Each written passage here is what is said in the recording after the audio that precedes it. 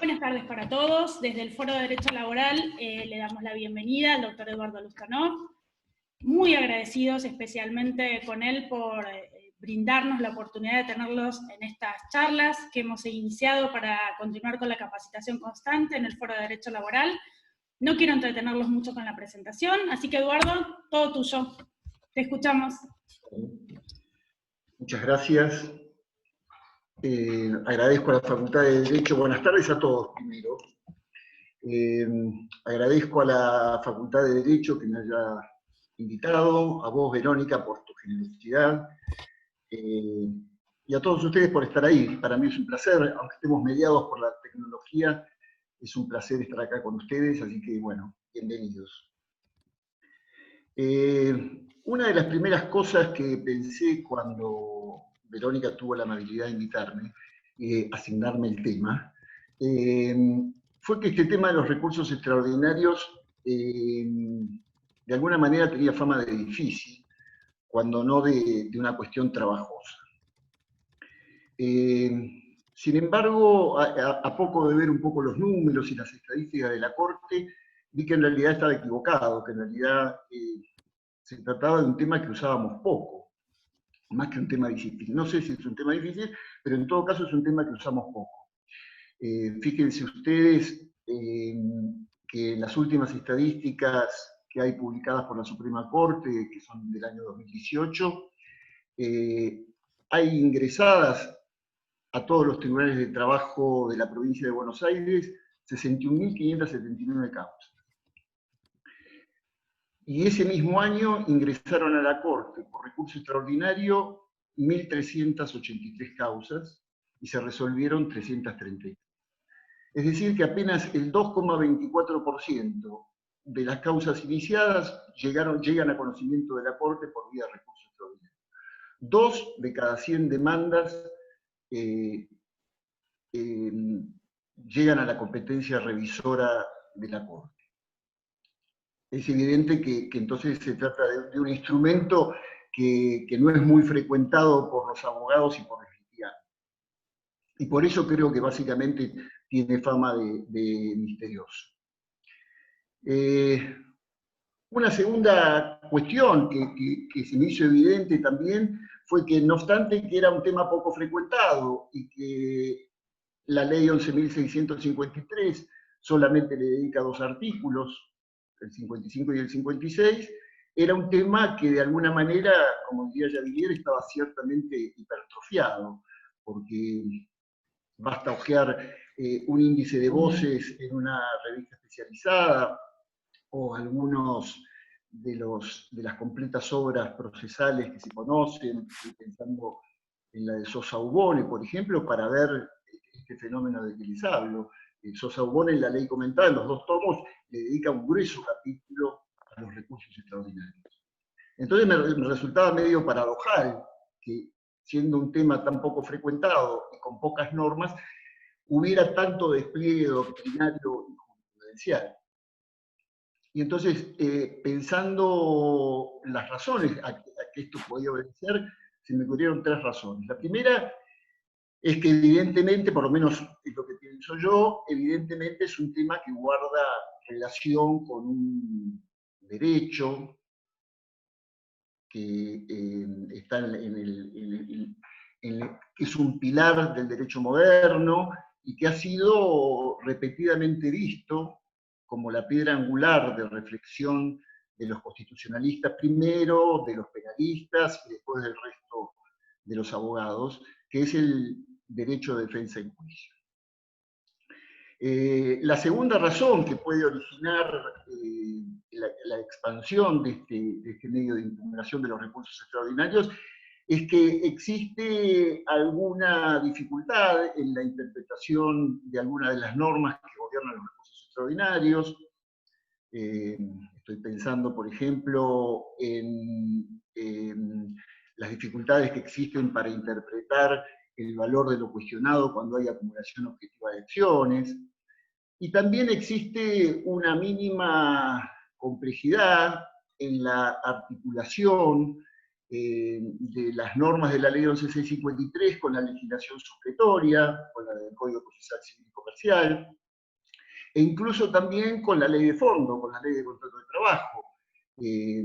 Estoy pensando, por ejemplo, en cómo juega la apreciación tasada, que el legislador ordena en determinados supuestos en la ley de contrato de trabajo, con la apreciación en conciencia propia de nuestro procedimiento laboral, y cómo juega eso en el recurso extraordinario.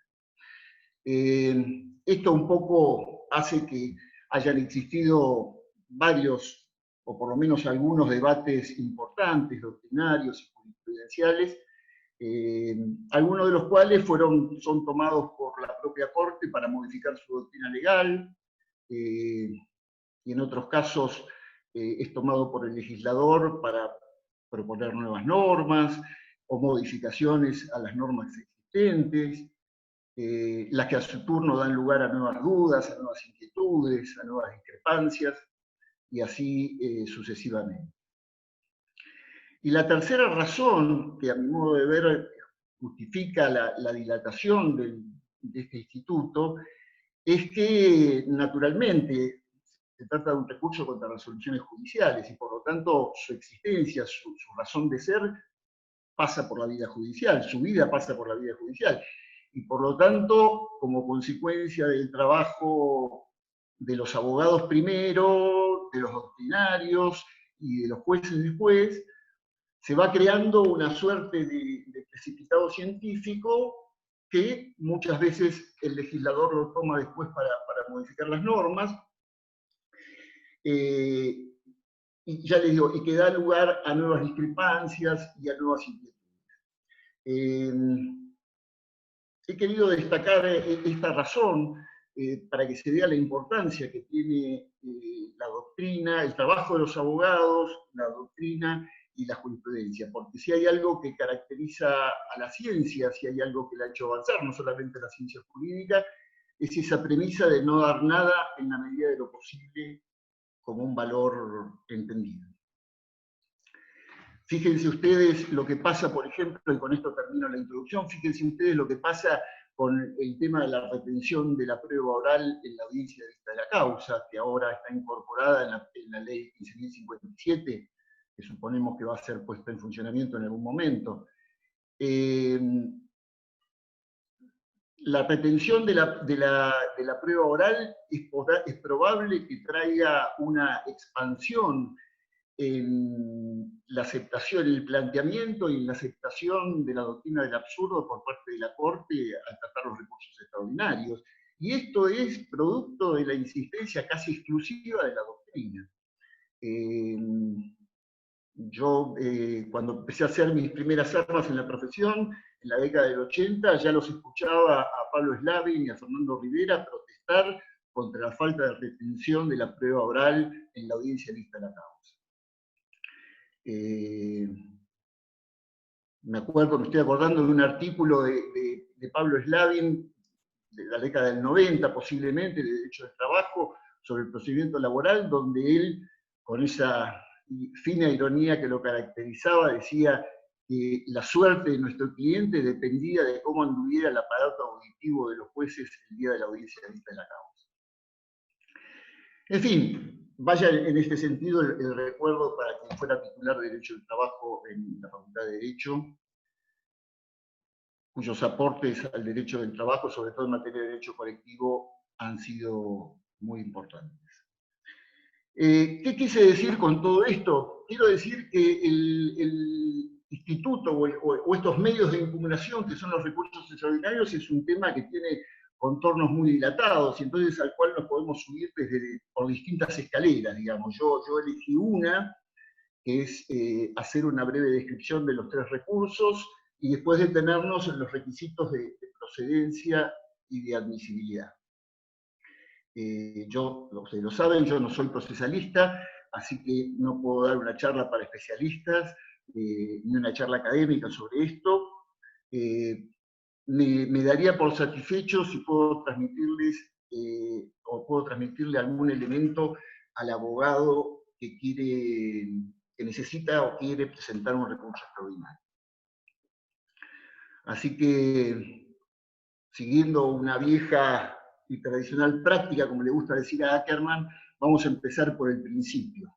Ackerman lo sigue en esto a Carrió, no a Lilita, sino a Genaro, que dice que empezar por el principio ayuda mucho a que la gente lo entienda.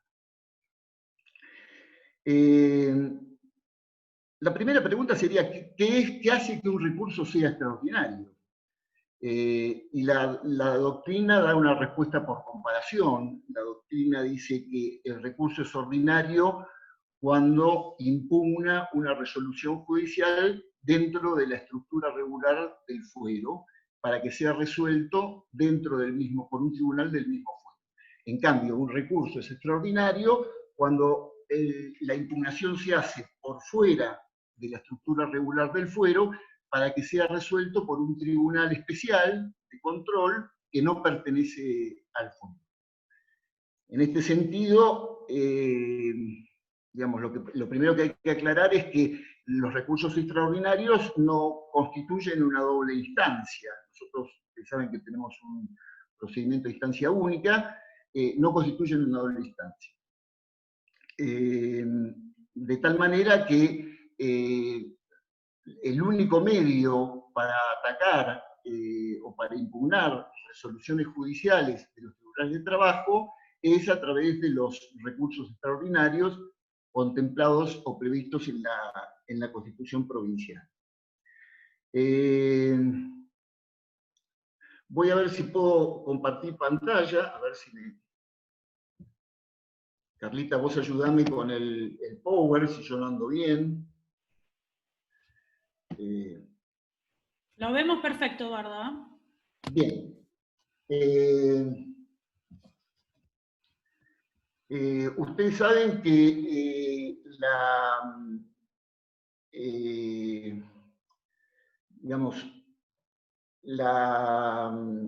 el trámite de las causas laborales se ventila a través de una instancia única, ordinaria, con juicio oral y público, que culmina normalmente,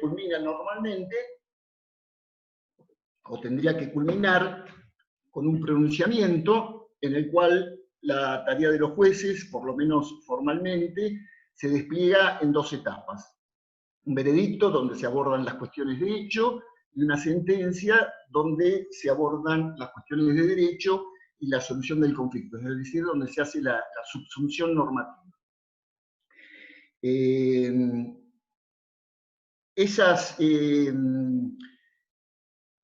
Contra esas sentencias definitivas, los recursos que están previstos en el artículo 161 de la Constitución Provincial, el inciso primero es el de la inconstitucionalidad, que está previsto cuando le concede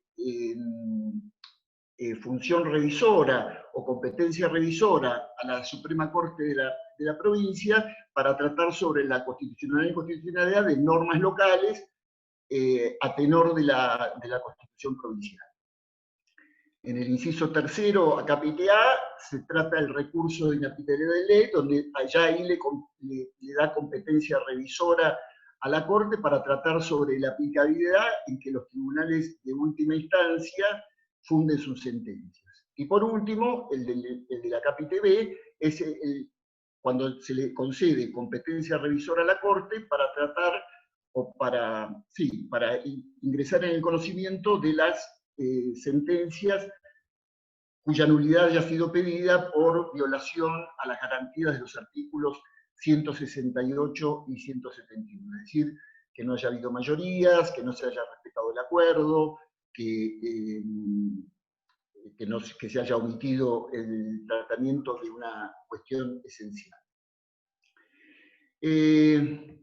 Salvo en lo referente a, salvo los artículos 55 y 56, a ver si puedo pasar a salvo los artículos 55 y 56 que están referidos a los requisitos de admisibilidad de los recursos extraordinarios, nuestra ley 11.653 no tiene otras normas referidas al recurso extraordinario. Así que, por aplicación del 63, se aplica la legislación supletoria del Código Procesal Civil y Comercial, cuyos artículos ustedes ahí tienen en pantalla, que van los tres recursos están tratados, por supuesto el que más está tratado, que es el más actuado, es el de inaplicabilidad de ley, y los artículos van del 278 al 303. Tradicionalmente se ha distinguido, digamos, dentro de los recursos extraordinarios, se ha distinguido entre la admisibilidad, la procedencia y el trámite. Nosotros vamos a empezar por la procedencia, porque los requisitos de admisibilidad son bastante más sencillos y nos va a llevar menos tiempo. Así que empecemos por los requisitos de procedencia del recurso de inaplicabilidad de ley. El recurso de inaplicabilidad de ley es propiamente un recurso de casación, en el sentido que la Corte, cuando revoca la sentencia, casa la sentencia, cuando la revoca, total o parcialmente, manda a dictar nueva sentencia, dicta ella una nueva sentencia o manda a dictarla de acuerdo con los parámetros fijados por ella misma.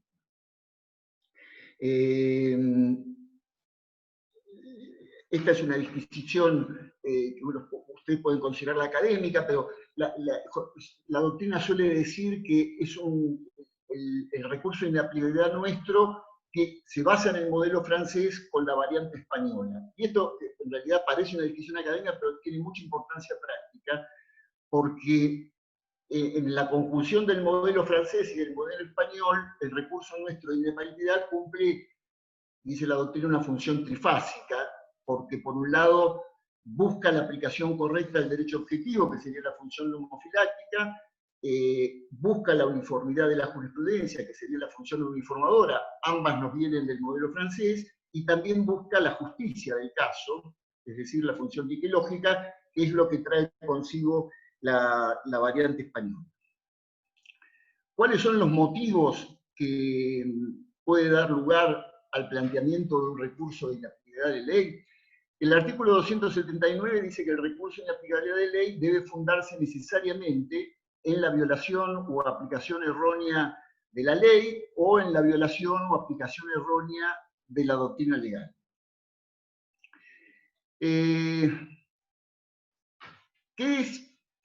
Me parece interesante ver qué es cada cosa de esta definición. Hitters, por ejemplo, ha dicho que la violación es cuando no se aplica a un hecho determinado la norma que le corresponde, ya sea porque se vulnera el precepto, porque se lo desconoce o porque no se lo aplica. En cambio, en la aplicación errónea, lo que hay es una errónea calificación de los hechos a la que se le aplica una norma que no corresponde como consecuencia de una defectuosa subsunción normativa. El error está en la subsunción que se hace.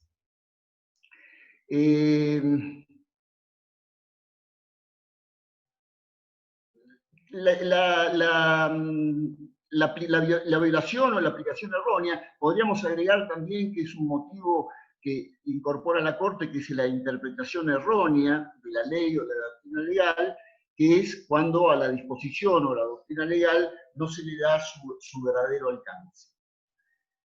¿A qué llama ley el Código de Procedimiento? Por ley se entiende no solamente el acto normativo que emana del órgano legislativo, sino que se entiende toda norma abstracta y general que forme parte del derecho positivo, tanto de fondo como de forma, es decir, que comprende las normas sustanciales y las normas adjetivas, resoluciones, decretos, leyes, reglamentos, etc.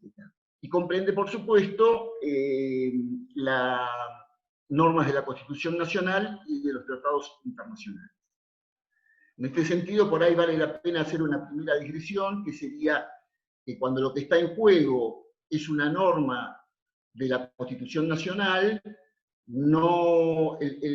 la vía adecuada para cuestionar la sentencia, en todo caso, no es el recurso de inconstitucionalidad, sino el recurso de inaplicabilidad de ley. Y también vale la pena aclarar que cuando lo que está en juego son las normas de los artículos 168 y 171 de la Constitución provincial, que son las que originan el recurso de nulidad, pues la vía adecuada para la impugnación es el recurso de nulidad extraordinario y no el recurso de inaplicabilidad.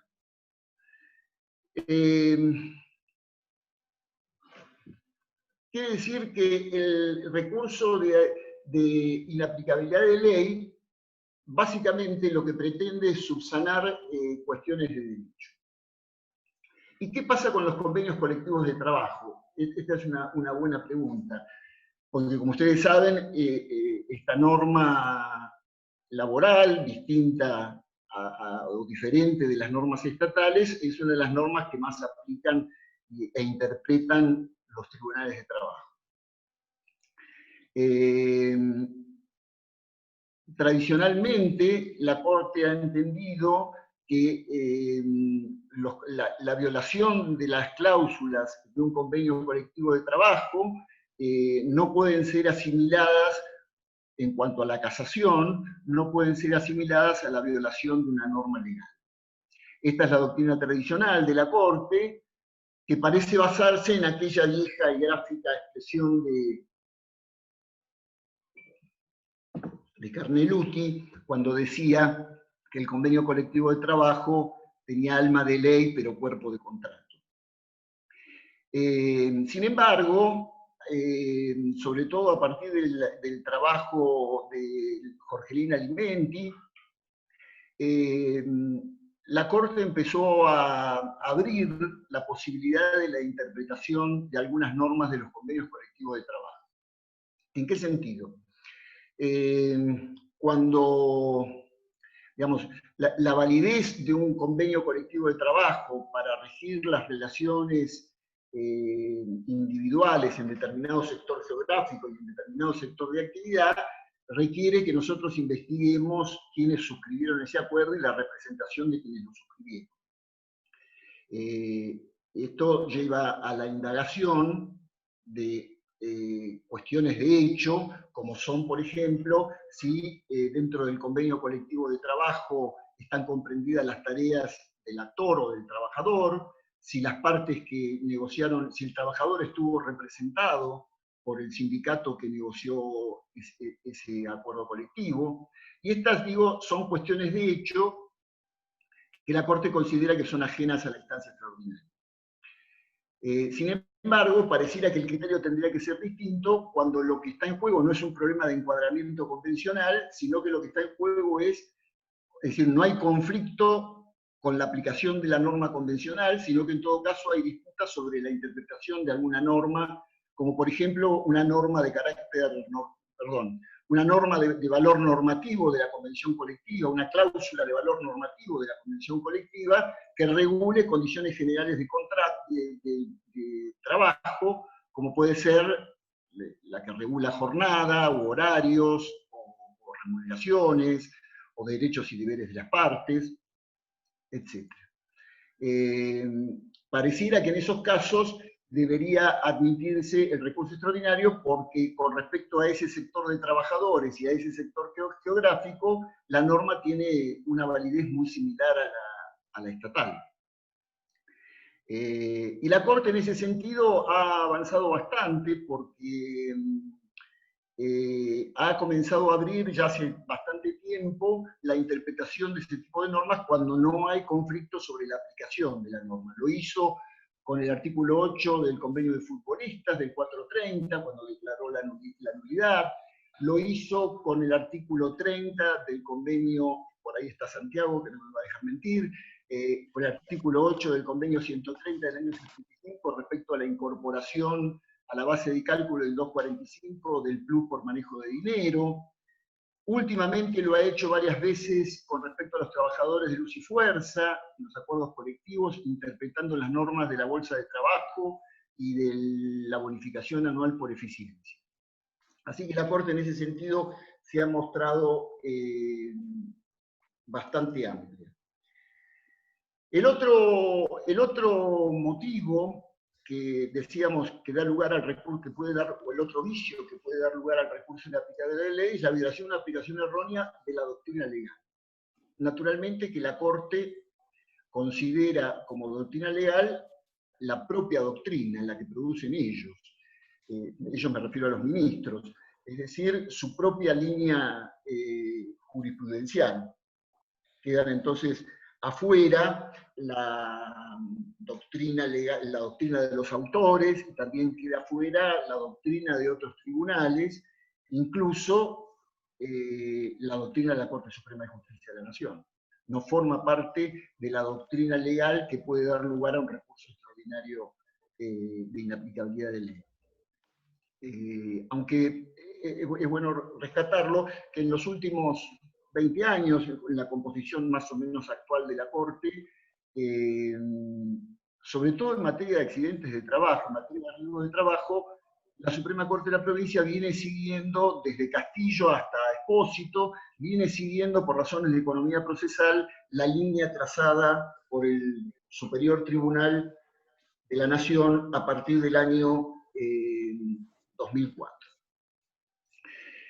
Así que la doctrina legal que habilita el recurso extraordinario de inaplicabilidad de ley es aquella doctrina en que la Corte interpreta las normas legales que hacen a la relación sustancial que se debate en el expediente, que se debate en la controversia, digamos. Tiene que ver con normas sustanciales, con normas legales sustanciales, no con normas legales en cuestiones de hecho o de proyecto. Hasta hace no muchos años, la cuestión de la doctrina legal, o de la violación de la doctrina legal, o la aplicación errónea de esa doctrina, no era considerada una causal autónoma, sino que debía ir acompañada de la denuncia de la ley que se consideraba infringida. Pero esta doctrina fue dejada de lado y hoy, como muestran, por ejemplo, los fallos relativos a los accidentes de trabajo, hoy la Corte lo hace indistintamente, ingresa en el análisis de la cuestión, aunque no se nombre o no se mencione cuál es la norma que se considera infringida. Por ejemplo, en materia de riesgo de trabajo, la Corte ingresa en el análisis, aunque el recurrente plantee de manera indistinta violación o aplicación errónea de la ley de accidentes de trabajo sin mencionar cuál es la norma específica. La doctrina legal también funciona como excepción, ya lo vamos a ver ahora cuando veamos los requisitos de admisibilidad. Es el único caso, uno de los casos en los que el valor mínimo el valor mínimo cuestionado en el juicio, o el valor mínimo cuestionado ante la Corte, puede ser sorteado si el fallo o la sentencia que se recurre viola la doctrina legal que está dictada o que fue dictada en el momento del fallo. La finalidad entonces de los recursos de inaplicabilidad de ley son la subsanación de errores de derecho, es decir, de equivocaciones cometidas en el momento de la selección de la norma, o en la prevención del contenido dogmático de la disposición que haya elegido el juez. En cambio, en el recurso de hecho, en el error de hecho, el yerro se comete en la descripción o en la determinación del tramo fáctico del procedimiento. Y en principio, como regla, estas cuestiones de hecho no son revisables en casación por la Corte. Sin embargo, la Suprema Corte, en base a la elaboración que hizo de la doctrina del absurdo, ha levantado notablemente las restricciones puestas al conocimiento de este tipo de recursos, buscando la justicia del caso cuando veía que en la sentencia se habían cometido gruesos errores de hecho. De tal manera que en estos casos, cuando la causal en que se funda el recurso de inaplicabilidad de ley es el absurdo, el recurrente tiene que demostrar que la apreciación de los escritos de las partes, de los hechos o de la prueba ha sido absurda. En palabras de la Corte, que ha habido un apartamiento notorio de las constancias objetivas de la causa, que se ha tenido por prueba lo que no lo es, o que en la valoración ha habido una ineludible violación de los hechos tal cual han sucedido, o de las leyes de la lógica, una inaceptable arbitrariedad, alguno de estos vicios. No basta en este sentido que el recurrente tenga un criterio discordante o que haya una discrepancia subjetiva, sino que se requiere que el error, de hecho, sea un error notorio, que sea un error palmario en las reglas de la lógica, por ejemplo. Y después hay una de las formas de poder determinar cuál es la causal que nosotros vamos a exponer para poder ingresar al análisis del recurso de inaplicabilidad de ley, es poder, digamos, sería cada vez que nosotros propongamos ustedes saben que en el procedimiento laboral, o mejor dicho, en el momento de culminación del proceso, el proceso del veredicto y la sentencia, los jueces tienen, en el procedimiento nuestro, un método de apreciación en conciencia. Cada vez que nosotros propongamos a la Corte una cuestión o un agravio relacionado con la apreciación de la prueba en ese marco, le estamos proponiendo a la Corte una cuestión que tiene que ver con el absurdo, o que tiene que ver, que le estamos proponiendo una cuestión de hecho, y por lo tanto tenemos que invocar y demostrar el absurdo. El absurdo tradicionalmente se divide en absurdo formal y absurdo material. El absurdo formal es cuando hay un vicio en el razonamiento del juez que altera las leyes de la lógica, y el absurdo material es precisamente cuando se trata de una cuestión, un error en la apreciación de los escritos de las partes o de la prueba. Decía que el método utilizado en el procedimiento laboral es el método de apreciación en conciencia. Y acá se plantea una de las cosas que vimos antes, que es que también hay que decir que el ordenamiento laboral, el ordenamiento de fondo, nuestra ley de contrato de trabajo, en distintos supuestos, utiliza un método de apreciación para la prueba, que es una apreciación tasada de la prueba.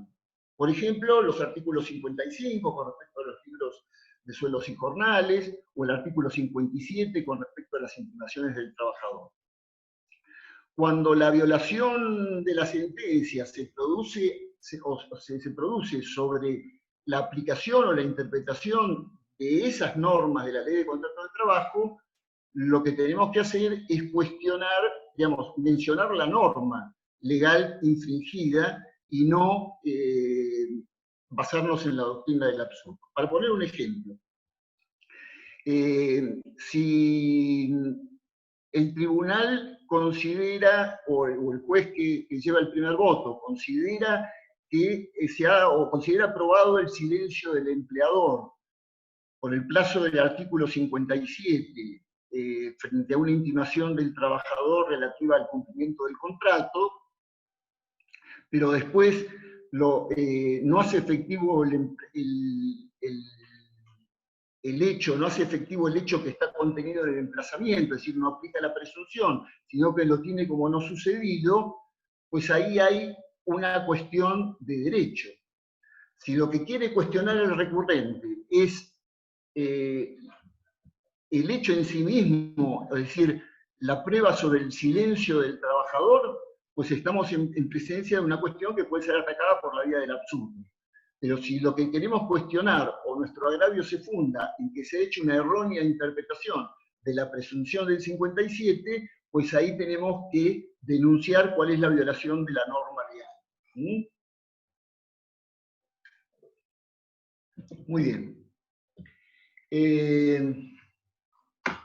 Hay un caso especial también de revisión de los hechos sin configuración del absurdo, que es el caso de la injuria laboral del artículo 242, que a todos ustedes no hace falta explicarles.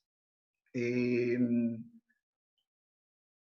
ese caso, en el caso del artículo 242, digamos, tradicionalmente uno podría decir que las cuestiones debatidas en torno al artículo 242, que es la justa causa del despido o la justa causa de denuncia del contrato directo o indirecto, son cuestiones de hecho, en principio, y por lo tanto ajenas al conocimiento revisor de la Corte. Sin embargo, el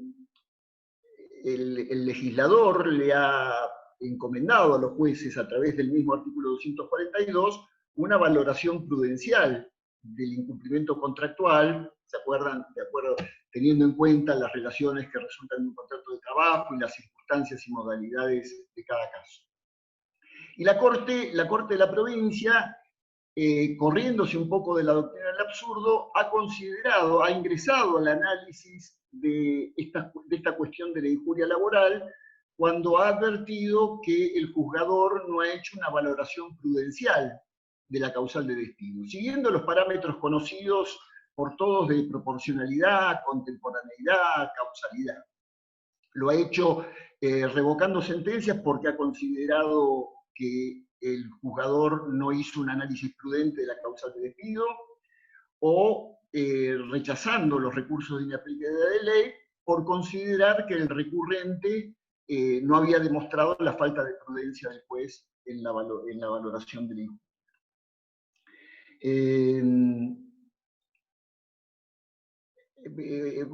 Podría pensarse que este tema de la injuria laboral se superpone con la doctrina del absurdo, pero en realidad la Corte, por lo menos a partir de dos fallos que se llaman Donato y Prandi, viene diciendo que la cuestión de la injuria laboral es revisable por absurdo o porque no se ha hecho una valoración prudente de la causal de despido.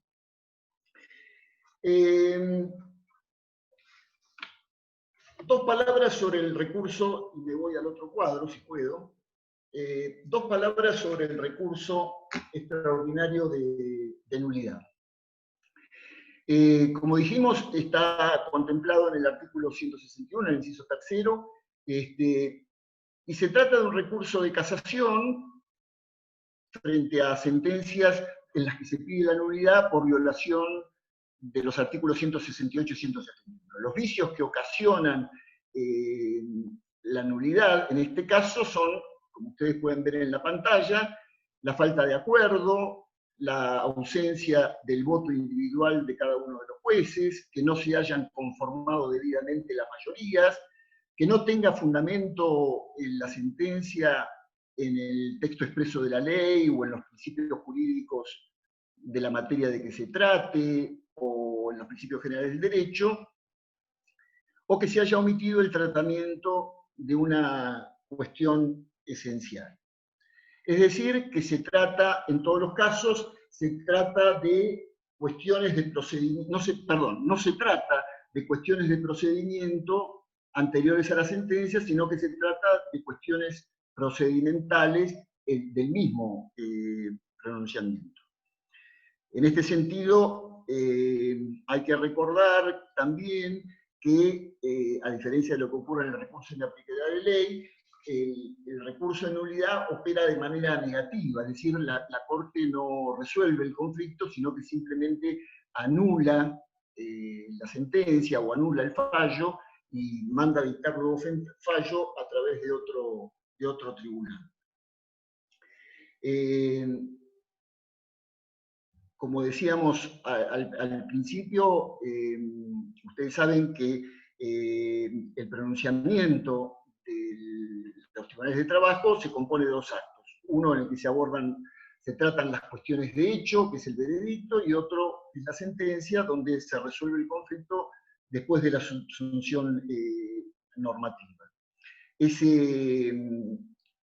Esa forma de hacerlo, tanto en el veredicto como en la sentencia, requiere que exista acuerdo por parte de los integrantes del tribunal que hayan asistido, que es el acto donde los jueces que asistieron a la audiencia de vista de causa tratan o abordan las cuestiones esenciales que las partes hayan sometido o hayan propuesto.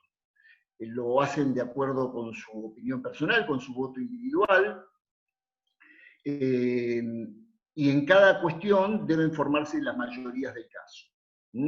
Si esto no se produce porque no hay acuerdo, porque no hay voto individual o porque no hay mayorías, esto puede dar lugar a la nulidad del fallo.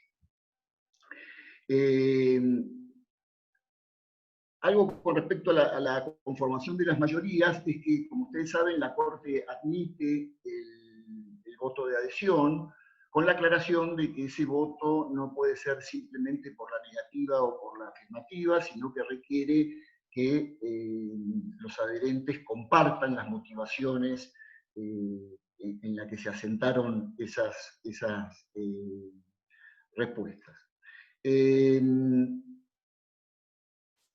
El artículo 171, decíamos también, que exige el fundamento legal. El fundamento legal es el fundamento en el texto expreso de la ley, en los principios jurídicos, en este caso serían los principios jurídicos laborales o procesales, llegado el caso, o en los principios generales del derecho del trabajo. La Corte ha dicho que si no se cuenta con este fundamento, el fallo es nulo porque no se puede seguir el itinerario lógico y jurídico del fallo, y eso obsta al tratamiento de los recursos que puedan ser procedentes.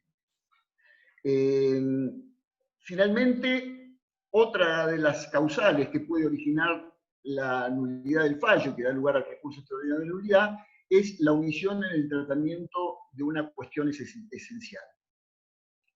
Las cuestiones esenciales la Corte las ha definido como aquellas que hacen a la plataforma de la litis, aquella que remite a los elementos que componen la pretensión y la oposición. En palabras de la Corte sería aquellas cuestiones de cuyo tratamiento y decisión depende el alcance y el sentido del pronunciamiento. Y por último, me gustaría agregarles algo que ustedes seguramente han visto en las sentencias, es que muchas veces, sobre todo cuando se trata de acumulación objetiva de pretensiones independientes, ante la omisión de tratamiento de alguna cuestión, la Corte declara la nulidad parcial de la sentencia y trata el resto de los agravios o mantiene válido el resto de la sentencia. Y por último, antes de entrar en los recursos de admisibilidad, unas palabras con respecto al recurso de inconstitucionalidad, que es el menos transitado, el menos actuado. El recurso de inconstitucionalidad es un recurso de casación, donde lo que hace la Corte es subsanar, en todo caso, los errores cometidos por el tribunal al momento de evaluar la compatibilidad de una norma de carácter local con la Constitución provincial. Quedan entonces afuera de este recurso, la colisión entre normas locales y la Constitución nacional, o la interpretación de normas constitucionales nacionales, o la colisión entre normas nacionales de igual jerarquía. El recurso de inconstitucionalidad queda planteado o debe plantearse cuando existe una infracción en el juzgamiento sobre la compatibilidad de la norma local con la Constitución provincial. Y esto se puede dar por un doble orden de razones. En la colisión entre la norma infraconstitucional y la Constitución provincial, o entre dos normas infraconstitucionales provinciales de distintas jerarquías. Y ahora sí llegamos entonces a los requisitos de admisibilidad. Yo después, si puedo, les voy a poner en pantalla, recorté un pedacito, porque esto de los recursos de admisibilidad es algo que suele encabezar los recursos extraordinarios. Entonces, recorté un pedacito para que vean cómo se desgrana el cumplimiento de los requisitos formales. Hay un grupo, como ustedes pueden ver en el PowerPoint, hay un grupo de requisitos comunes, que es común a todos los requisitos a todos los recursos extraordinarios, perdón, y solamente uno, que es el valor mínimo de lo cuestionado, pertenece al recurso de inaplicabilidad del mismo. Se da una particularidad en esto, ustedes van a ver ahí abajo el depósito previo, que es que a diferencia del Código de Procedimiento Civil y Comercial, en nuestro caso el requisito del depósito previo es requisito para los 3 recursos extraordinarios.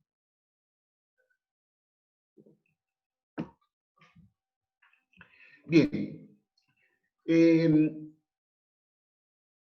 Los recursos extraordinarios, cualquiera de los 3 debe ser interpuesto contra una sentencia de última instancia ordinaria. Esto quiere decir contra una sentencia de la Cámara de Apelaciones, de las cámaras de apelaciones civiles y comerciales o tribunales ordinarios de única instancia, tribunales colegiados de única instancia. En el caso de los recursos extraordinarios, hago una pequeña digresión acá. Hay un solo caso en que las sentencias de un tribunal de trabajo pueden ser atacadas mediante un recurso, que no es extraordinario, es ordinario, que es el caso del amparo, no del amparo, del mal llamado amparo sindical, sino del amparo provincial de la ley 13.928. En ese caso, las sentencias del Tribunal de Trabajo, cuando entienden en amparos, pueden ser recurridos a la Cámara de Apelaciones Civil y Comercial. Pero en principio tiene que tratarse de una sentencia de última instancia. En principio no, tiene que ser una sentencia de última instancia. Otra digresión más que viene al punto, acordarme, porque es algo bastante nuevo de noviembre del año pasado. Tradicionalmente la Corte entendía que no había posibilidad de recurso extraordinario contra la sentencia del Tribunal de Trabajo que entendía en grado de apelación de las multas que aplicaba el Ministerio de Trabajo. El recurso consideraba que ese recurso de apelación contemplado en el 61 de la ley 10.149 no daba lugar al recurso extraordinario porque no era considerada una sentencia definitiva. A partir de un fallo de una empresa y de un tribunal marplatense, que se llama Centauro con el Ministerio de Trabajo, la Corte modificó su doctrina y considera ahora que sí se trata de una sentencia definitiva porque la asimila a aquellas que provocan un agravio de imposible o insuficiente reparación ulterior y en consecuencia abre el recurso correspondiente. El segundo requisito está relacionado con que debe tratarse de una sentencia definitiva. Y por sentencia definitiva, lo que entiende el 279, ustedes ya lo saben, es aquella sentencia o resolución que impide la continuación que termina la litis e impide la continuación del proceso. Por asimilación se dice que es aquella que provoca un agravio de imposible o insuficiente reparación ulterior. Y acá, en este caso, de imposible o insuficiente reparación ulterior, entran las resoluciones interlocutorias y las providencias simples también, en tanto y en cuanto provoquen ese agravio.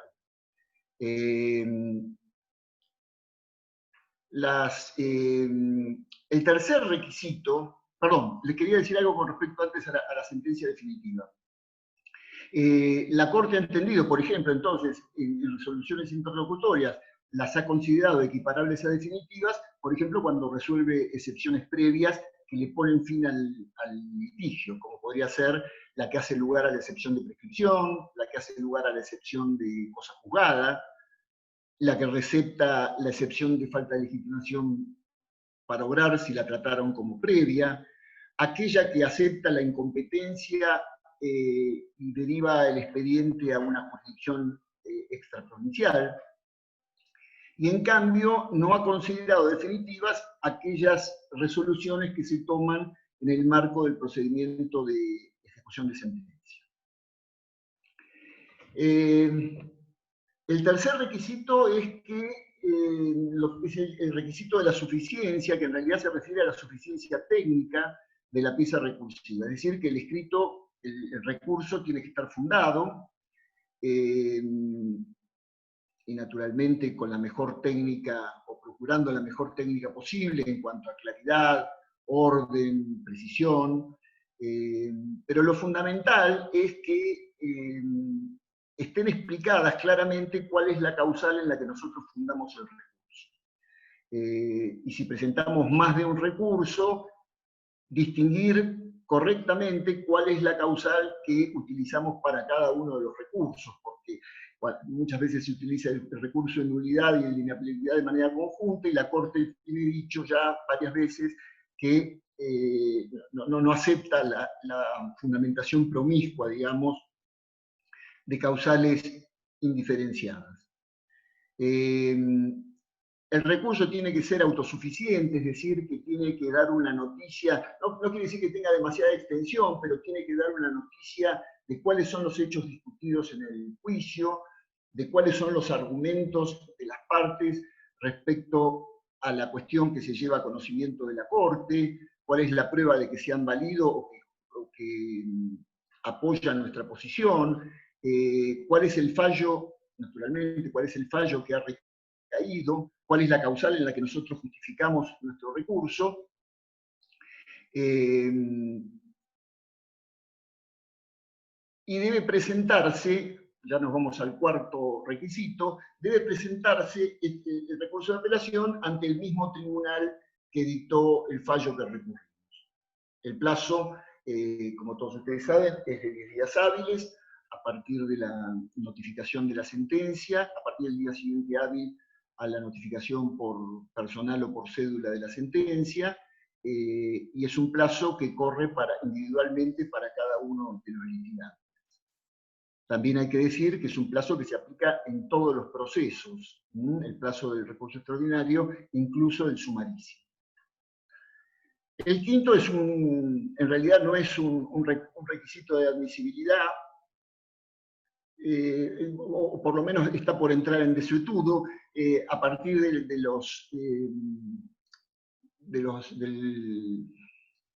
me sale la palabra, del procedimiento electrónico, me sale. De las presentaciones electrónicas, el tema de las copias ha quedado medio en desuetudo, por lo menos esto es la investigación que hemos hecho en los tribunales de trabajo de Mar del Plata, pero todavía el código sigue exigiendo que se acompañen copias en papel del recurso presentado para el traslado a la parte contraria. Si el tribunal que dictó el fallo que nosotros vamos a atacar no se domicilia en la ciudad de La Plata, tenemos que constituir domicilio en la ciudad de La Plata, y además, de acuerdo con el artículo 3845, con la acordada 3845, perdón, tenemos que constituir domicilio electrónico. Les decía que es un requisito que tampoco es un requisito de admisibilidad, porque no tiene por objeto, si no se cumple, la deserción, sino que simplemente se nos va a tener por constituido en los estrados del tribunal y notificado ahí. Si el tribunal tampoco tiene domicilio en la ciudad de La Plata, tenemos que acompañar el franqueo correspondiente, tenemos que comprar las estampillas en el correo de acuerdo con el valor que nos indique el tribunal, que generalmente coincide con una encomienda, y acompañar las estampillas. Esto que parece una nimiedad, en realidad tiene consecuencias muy graves si se omite, porque puede ser declarado desierto el recurso si no se presenta entre los 5 días. Y por último, el tema del depósito previo, que, como les decía, está regido por el artículo 56 de la ley 11.653, y también se aplica supletoriamente la legislación del Código de Procedimiento en todos aquellos supuestos que no estén previstos en el 56. Por ejemplo, esto que yo les decía, el 56 se aplica por sobre el Código porque el requisito rige para los 3 recursos, mientras que en el procedimiento civil solamente rige para el recurso de inaplicabilidad de ley. El depósito previo se aplica en algunos casos, en algunos casos que son los que establece el 56, en caso de sentencia condenatoria, dice la Corte, por lo cual debe haber monto determinado. Y entonces el recurrente debe hacer el depósito del capital, de los intereses y de las costas, con exclusión de los honorarios que correspondan a los profesionales que representan o patrocinan a la parte recurrente. Pese a que el artículo 56 habla de únicamente en caso de sentencia condenatoria, la Corte ha hecho una interpretación expansiva de esto y también aplica el tema del depósito previo en el caso de los juicios de monto indeterminado, ahí aplicando supletoriamente el artículo 280 del Código Procesal, donde, como ustedes saben, hay un mínimo de 100 jus arancelarios, que al valor del jus arancelario actual, que creo que son 1.870 pesos, quiere decir que el depósito previo son 187.000 pesos. De tal manera que si, por ejemplo, ustedes quieren recurrir una excepción previa que no tiene contenido económico, pueden hacerlo, pero tienen que depositar previamente los 187.000 pesos.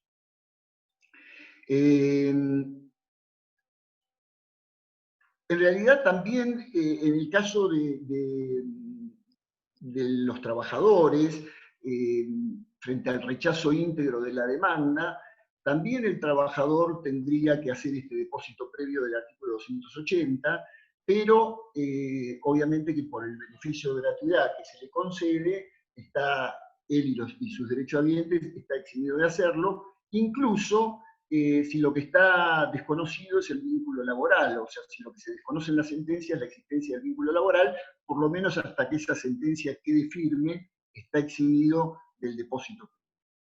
También está eximido el Ministerio Público y los representantes del Ministerio Público y todos aquellos que tengan nombramientos públicos y de oficio. Y desde el año 2017, entró a través de la ley de presupuesto, también está eximido el fisco de la provincia de Buenos Aires. Una particularidad se presenta con respecto al tema del beneficio de litigar sin gastos. Verónica, vos decime si estoy muy excedido, si no lo dejamos para las preguntas después, cómo estoy con el tiempo. Estás perfecto con el tiempo. Igual bien, no tenemos charla programada después de esta, así que podés tomarte todo el tiempo que quieras. Bárbaro, perfecto, bárbaro. Le decía que una de las particularidades que se presenta con respecto al beneficio de litigar sin gastos, porque dos cuestiones. La Corte ha entendido que se trata de un beneficio que no permite obviar el depósito previo.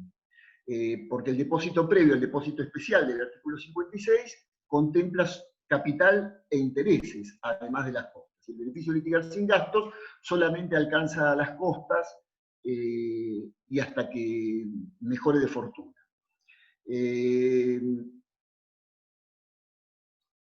Distinto es el caso que se empezó a analizar a partir de un fallo de la Corte Suprema de Justicia de la Nación de 1994, que se llamó Troche-Báez, cuando lo que se presenta es algo parecido al beneficio de litigar sin gastos, pero no es exactamente igual, que es la imposibilidad financiera del recurrente de hacerlo efectivo. La Corte Nacional entendió en ese momento que la magnitud o la desproporcionada magnitud del monto en comparación con la capacidad económica del recurrente y la falta comprobada e inculpable para hacer frente a esas erogaciones, constituía una excepción, o debía constituir una excepción a esa regla. Entonces, a partir de entonces, lo que hizo la Corte, a partir de dos conocidos fallos que se llaman Feliciotti y García, lo que empezó a hacer la Corte Provincial fue pedirle a los tribunales de trabajo que cuando el recurrente plantee, junto con la deducción del recurso extraordinario, plantee esta imposibilidad y ofrezca prueba para acreditarla, el tribunal debe sustanciar esa prueba y resolver lo que corresponde.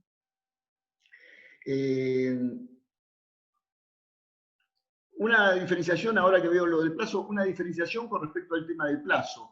Si bien, por lo menos en Mar del Plata, es bastante habitual que junto con la notificación de la sentencia sea acompañada la liquidación, firmada por el actuario, en realidad el plazo para hacer el depósito no necesariamente coincide con el plazo para interponer el recurso.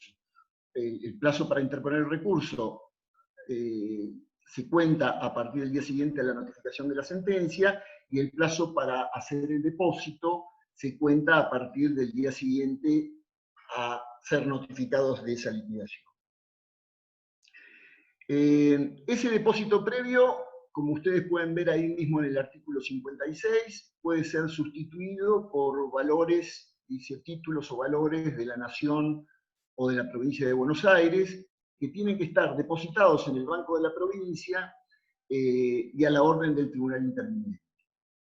Sobre esto les puedo anotar dos cuestiones. Una, que efectivamente tiene que estar a disposición del tribunal en el Banco de la Provincia. Se han considerado inadmisibles recursos presentados donde los títulos estaban disponibles en otro lugar, como una caja de valores o un banco privado. Y también que el valor al que se tienen en cuenta los títulos, naturalmente que no es el valor nominal, como algunos han pretendido, sino que es el valor de mercado. Por lo cual, si vamos a hacer una sustitución de títulos, es bastante recomendable pedirle al Banco Provincia que nos dé una constancia del valor del mercado al momento que nosotros hemos hecho el depósito. La Corte de la Provincia ha insistido, yo les decía, ha insistido mucho con el tema de la validez constitucional del depósito previo, pero cuando la Corte de la Nación, a través del fallo Troche de Báez, estableció que debía constituir, cuando había una desproporción tan importante, debía constituir una excepción, lo que hizo fue mandar a sustanciar la prueba cuando se ofrecía junto con la deducción del recurso extraordinario. Lo que hizo también fue establecer un plazo, diciéndole a los tribunales de trabajo que al cabo de los 3 meses tenía que ver si, o constatar si había sido o no concedido el beneficio de litigar o probada la imposibilidad financiera, porque si no lo era, debía declararlo desierto. Muy bien. Y nos queda por ver el último requisito, que está referido, al valor de lo cuestionado, al valor mínimo de lo cuestionado, que es bastante sencillo porque, digamos, nos permite hacer una primera gran diferenciación, que es en aquellos procesos que tienen valor determinado y aquellos procesos de monto indeterminado que no tienen monto. Porque en aquellos procesos que no tienen monto o que tienen monto indeterminado, este requisito del valor mínimo cuestionado no rige. Sí rige en el caso de que exista un monto determinado. En ese caso, el monto mínimo o el valor mínimo cuestionado para poder pedirle a la Corte que ingrese en el análisis es de 500 jus arancelarios, que como dije hoy, al valor de 1.870 pesos, hoy son 935.000 pesos. Quiere decir que si el valor de lo cuestionado no supera este monto, en principio el recurso no va a ser admisible. Después vamos a ver las excepciones. Pero en principio el recurso no va a ser exigible. Y esos 935.000 pesos tiene que ser solo por capital, ¿sí? Y por cada actor. No, en caso del liticonsorcio no es que se suma lo cuestionado por cada actor, sino que tiene que ser por cada actor. Ese monto, el valor de lo cuestionado, no necesariamente tiene que coincidir con el monto de la demanda o de la condena. Puede ser un monto distinto, puede ser el monto, la diferencia entre el monto pretendido y el monto de condena, o en el caso de rechazo íntegro de la acción, puede ser que el trabajador recurra por alguna de sus pretensiones y no por todas. Las excepciones son, una, la que dijimos recién cuando hablábamos de la doctrina legal. Se excepciona de respetar el valor mínimo cuestionado, de respetar el valor mínimo del pleito, en los casos en que la sentencia contraríe la doctrina legal al momento en que se dictó el fallo. Pero vale la pena aclarar que no es cualquier doctrina legal, sino que tiene que ser, como decíamos hace un rato, la doctrina legal que interpreta las normas legales que rigen o que han regido la relación sustancial de la controversia que se debate. No la doctrina legal que tiene que ver con cuestiones probatorias o con cuestiones accesorias, como por ejemplo, si están reunidos los requisitos para la condena solidaria del artículo 30, o el tema de cuál es la remuneración que se ha tomado para la base de cálculo. No debe tratarse de interpretación sobre normas accesorias o sobre normas no esenciales, sino sobre normas sustanciales. El segundo caso de excepción es el desalojo, la condena al desalojo de la vivienda del trabajador. El tercero son los juicios de monto indeterminado, que no requiere monto mínimo. Y el cuarto caso es el del litisconsorte, cuando hay otro recurso que ha sido declarado procedente de otro litisconsorte, y el recurso del primero versa sobre similares puntos litigiosos.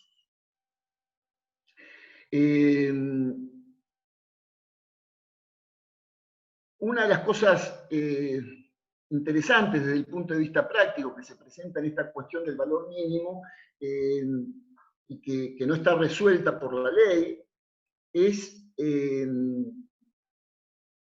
cómo se suma o cómo corresponde calcular el valor mínimo en el caso de acumulación objetiva de acciones. Ustedes saben, se recuerdan que el artículo 15 de la ley 11.653 le permite al actor acumular todas las acciones que tenga contra una misma parte, siempre que esas acciones no sean excluyentes, correspondan a la competencia del mismo tribunal y puedan ser sustanciadas por los mismos trámites. En el caso de la acumulación subjetiva de acciones, digamos, cuando uno lee el artículo 56, que habla del valor, del artículo 278 del Código Procesal, que habla del valor de lo cuestionado en la instancia extraordinaria, uno podría hacer una interpretación, digamos, tendiente a que se pueda sumar el monto de cada agravio, de cada pretensión, por más que esas pretensiones sean independientes. Sin embargo, la doctrina de la Suprema Corte, todavía hoy, es que considera, cuando se trata de cuestiones independientes, considera el monto de manera individual. Esto yo lo he visto en materia de, por ejemplo, al tratar individualmente el incremento del artículo 2 de la 25.323 o la indemnización del artículo 80 de la Ley de Contrato de Trabajo, que si no alcanzan por sí solas el monto mínimo, declaran inadmisible el recurso.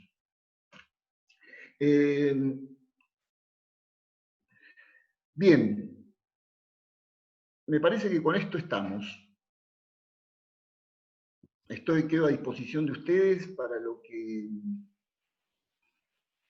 que quieran. He cortado un poco lo de los recursos inaplicables, porque si no se va a hacer muy largo, por ahí surgen en las preguntas. Bien, tenemos algunas preguntas, Eduardo. La verdad que es la primera vez que me pasa que de las preguntas las has ido contestando a lo largo de la exposición, así que quedaron algunas pocas, eso habla muy bien de vos, de la excelente exposición que tuvimos. Si te parece, te las voy haciendo. Sí, cómo no, Dale. por supuesto. Bien, el doctor Bess pregunta, el plazo de 3 meses para tramitar esta suerte de beneficio de litigar sin gastos, para evitar el depósito previo, ¿requiere falta de movimiento del expediente o con el simple paso del tiempo alcanza? A ver, repetímela, por favor. El plazo de 3 meses para tramitar esta Damián me comprometió, Damián. El plazo de 3 meses y para tramitar el beneficio de litigar sin gastos, para evitar el depósito previo, ¿requiere falta de movimiento del expediente o con el simple paso del tiempo alcanza? Igual creo que Damián puede activar el micrófono y preguntarte. El simple paso del expediente a partir de la presentación del incidente sí. En realidad es un incidente, todos hablamos de beneficio de litigar sin gastos, pero en realidad no es un beneficio de litigar sin gastos, sino es un incidente donde tratamos de demostrar la imposibilidad financiera de hacer frente al depósito. Sí, hola, Eduardo, ¿me escuchás? Sí, te escuchamos también, perfecto. ¿Qué tal? Primero coincido con Vero, buenísimo todo, es más, había hecho otra pregunta y en el camino ya me la contestaste. Pero me quedó, ¿sabes?, esta duda, porque muchas veces a los trabajadores les queda colgado un recurso, porque, o mejor dicho, el trabajador no puede cobrar su sentencia porque el demandado, condenado en costas y en sentencia, no cumple, abre el beneficio y empieza a pasar el tiempo, y, por ejemplo, no sé, sortean un perito y pasan más de 3 meses. Lo he visto en la práctica, por eso digo, para hacer caer este planteo, digamos, de, como bien aclarás vos, no es beneficio de litigar sin gasto, pero una suerte de muestra de insolvencia, si se podría pedir automáticamente o con que el que está tramitando el recurso haga actos, interrumpe el cómputo de estos 3 meses en los que tendría que haber actividad. No sé si se entiende ahí. Sí, perfecto.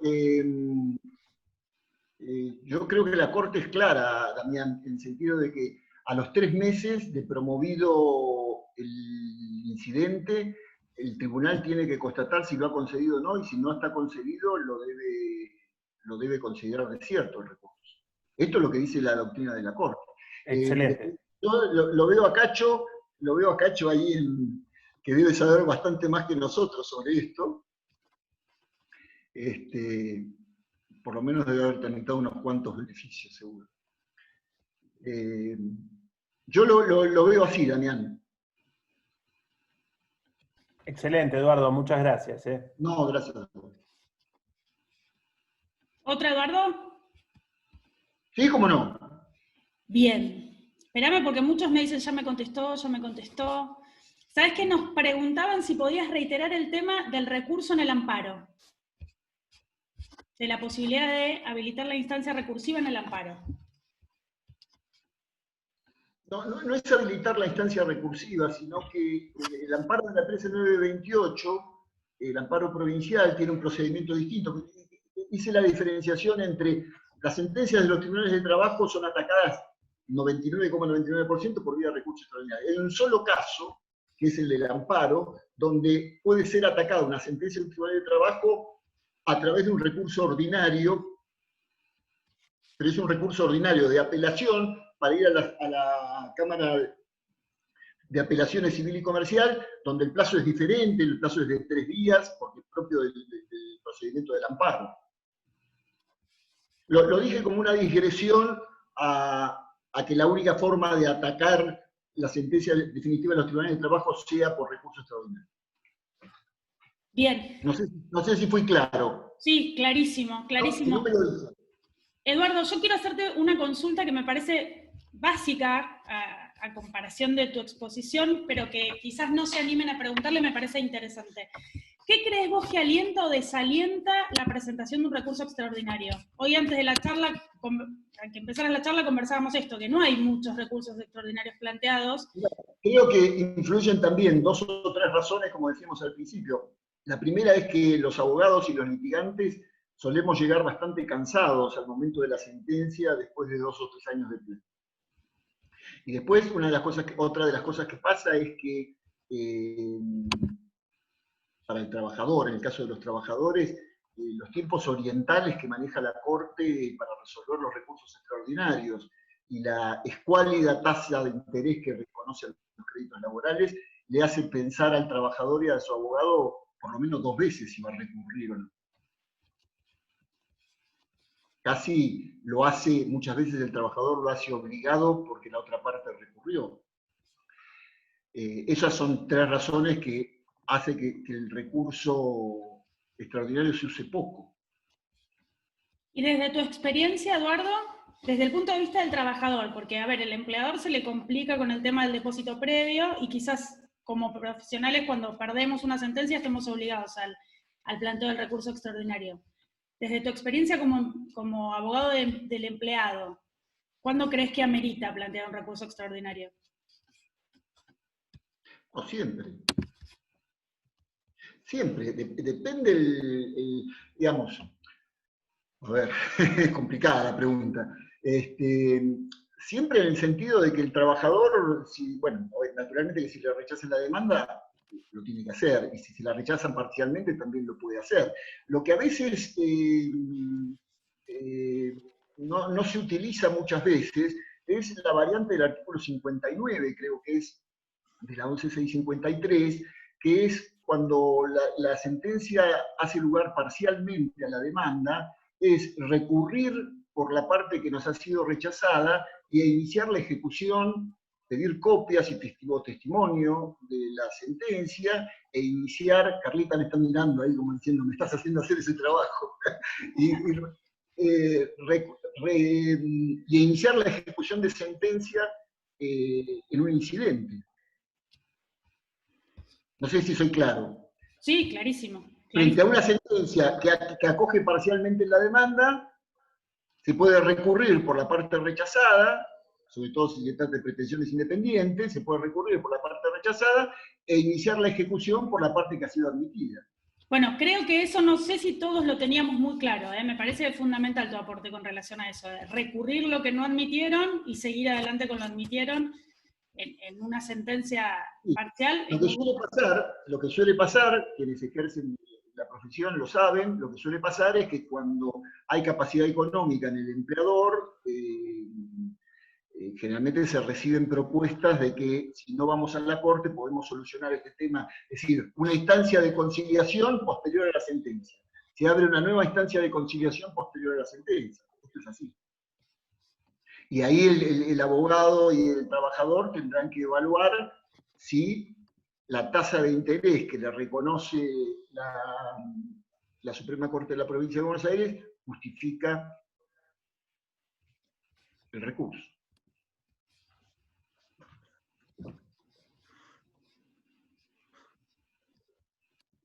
Voy a comprometer al doctor Arona, me están pidiendo que dé algún aporte él, si no te molesta, Eduardo. Vos lo nombraste, lo vemos acá. Un placer. Bueno, buenas tardes. Yo creo que la excelente exposición de Eduardo Lustó me exime a mí de traer aportes de una experiencia que ya cada vez está más lejana, porque hace 12, 13 años que he dejado ya la judicatura y de aquí en más lo único que he hecho es dedicarme a la cátedra. O sea, estoy extrañando un poco alguna experiencia. El aporte que podría ser es que entre las cosas que pueden desalentar el recurso es la cantidad de años que se toma la Suprema Corte para sacar la resolución definitiva. Y esto muchas veces pasa que frente a la posibilidad de tener que aguantarse el trabajador o 7, 8, 9 años, y no exagero, para recibir una respuesta de la Suprema Corte de Justicia, termine aceptando una oferta menor al monto de la condena, porque se trata de una sentencia que no está firme y podría ocurrir que el tribunal acepte, a pesar de de que hay un monto ya fijado en sentencia, que por el hecho de no estar firme la sentencia se acepte un monto menor, porque todavía no está en condiciones de cosa juzgada, no está en situación de cosa juzgada. Y eso puede también desalentar. Otra cosa es que también a veces la Corte ha sido demasiado estricta en la admisión del recurso. Es un poco como que a veces está buscando a ver dónde le falta la coma para decir que el recurso debe ser declarado desierto, ¿no?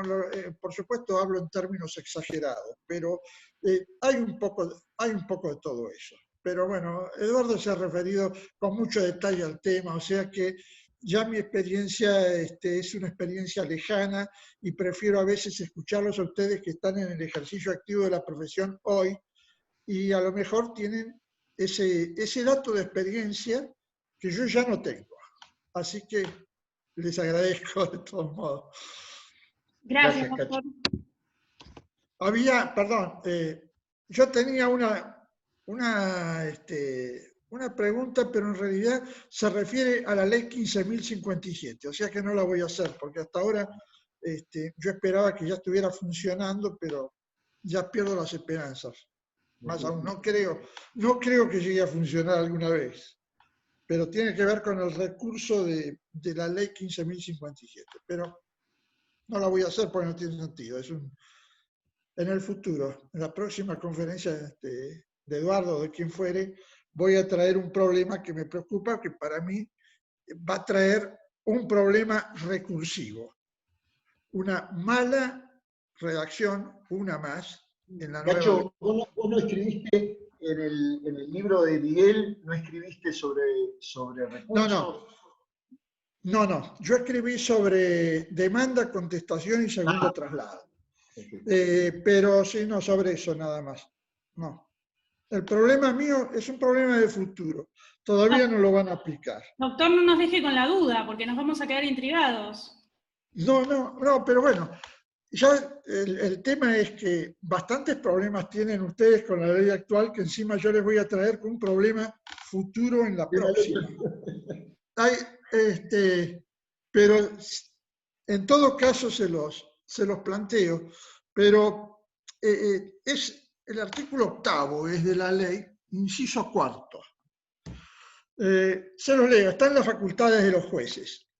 Cortito y planteo el asunto y los dejo a ustedes, a Eduardo sobre todo, que está hablando sobre los recursos, qué puede pasar con esto en el futuro. Qué compromiso, Eduardo, ¿eh? Qué compromiso, Eduardo. No, pero está bien, porque como todavía no hay nada, todo es posible. Vos déjamelo, Cacho, déjamelo. No, esto es lo que tiene de bueno el derecho, que no es una ciencia exacta. Entre las facultades de los jueces, para el futuro, para cuando se aplique la ley 15.057, dice fundar toda sentencia definitiva o interlocutoria bajo pena de nulidad, recalco esto, respetando la jerarquía de las normas vigentes y los principios de congruencia y progresividad. Acá viene el tema. Yo creo que el principio de progresividad no existe. Perdón, no quiero escandalizar a nadie, pero esto lo ha dicho Ackerman con más autoridad que yo. Habría que preguntarle a Cornaglia, que lo integró en la Constitución Provincial, ¿no? Claro, lo integró en la Constitución Provincial. Pero el principio de progresividad lo vamos a aplicar sobre leyes nacionales, porque es, en definitiva, el fondo de la sentencia la fundamos en la ley de contrato de trabajo, en la ley de empleo, en la ley de jornada, lo que fuere. Pero el tema es esto, bajo pena de nulidad. Es decir, si un juez o un tribunal fundara una sentencia sin respetar el principio o pseudo principio de progresividad, ¿cómo recurriríamos a esa sentencia? ¿Por recurso extraordinario de nulidad? ¿Por recurso de inaplicabilidad de ley? Esta es mi duda. Pero felizmente todavía esto no se aplica, así que todavía lo podemos lo podemos patear para el futuro. Y me da la impresión que es por recurso de inaplicabilidad de ley, porque si está en juego normas de carácter nacional, por más que sea si entra en contradicción con el principio de progresividad de la Constitución provincial, me parece que sería una norma nacional en contradicción con una norma de la Constitución provincial. Tendría que ir por el lado de inaplicabilidad, me parece. Como dice, bajo pena de nulidad, a algunos le podrá ocurrir que la sentencia es nula. A ir por el recurso extraordinario de nulidad. Por eso digo, yo no...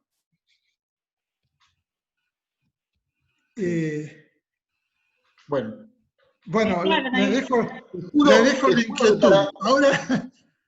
Ahora ya a las doctoras no les queda la incógnita sobre lo que iba a decir yo, pero les dejo el otro problema. ¿Cómo lo resolverían?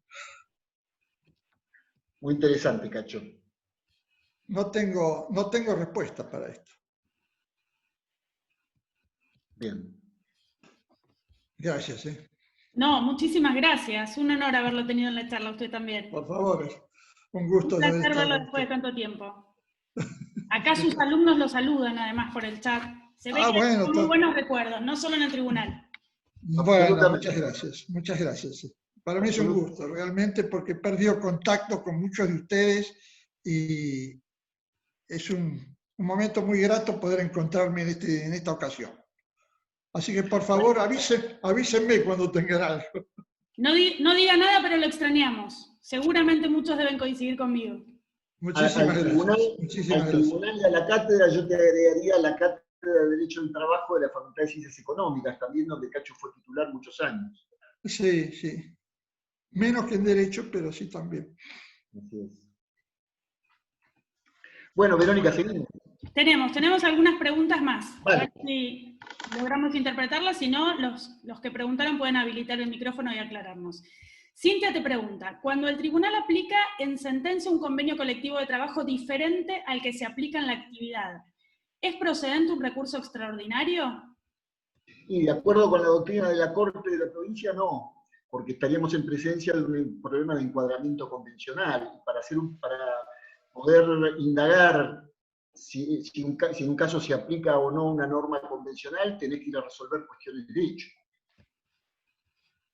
Tenés que ahondar o bucear en la representación del sindicato que negoció ese convenio, si tuvo representado el trabajador, si las tareas que hace el trabajador coinciden con alguna de las normas convencionales. Por eso, digamos, en este tema de los convenios hay que hacer la diferenciación esa. Cuando, digamos, la Corte entra a conocer cuando no hay conflicto sobre la aplicación de la norma convencional, sobre la interpretación de alguna norma, pero no tiene que haber conflicto. Si hay conflicto de encuadramiento, es decir, tratamos de saber cuál es la norma aplicable, la norma convencional aplicable, son cuestiones de hecho que son irrevisables en la Corte.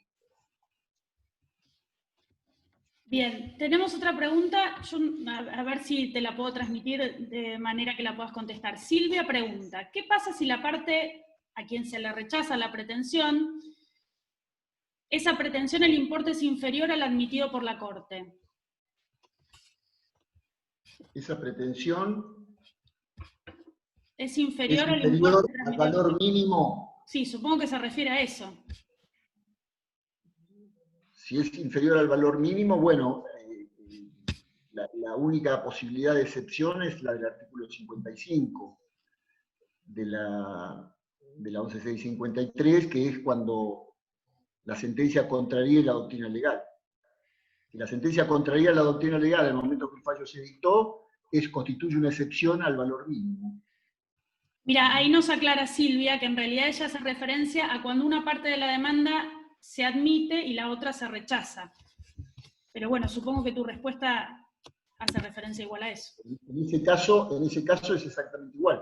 Digamos, y rige esta doctrina que yo les digo, que les decía recién, en la acumulación objetiva de acciones, cuando se trata de pretensiones independientes, según la Corte, cada una de esas pretensiones tiene que superar el valor mínimo.